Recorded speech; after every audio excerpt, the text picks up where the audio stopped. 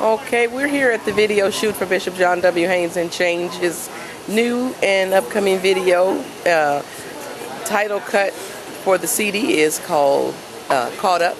And this is one of the actors in the video. This is Kevin Buck, who is also a no-look recording artist, and he's going to be coming out with his CDs very soon.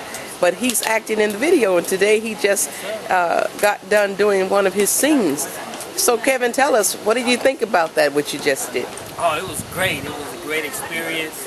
We've been doing plays around the church, but this was to another level as far as the cameras, the lights, and the whole experience was great. I had a ball. I can't wait for the next scene. So you're an old man, a young man. You're a lot of different things all in one day. Yeah. How you get yourself to look old? Well, they had a few props and a little makeup trick here, a little makeup trick there, and transformed me from a young man that I am to the old father that you will see in the video. Oh, okay. So are you dressed up like this in the video? Well, the suit that I have on now, the outfit that I have on now is for the scene where my wife passes away.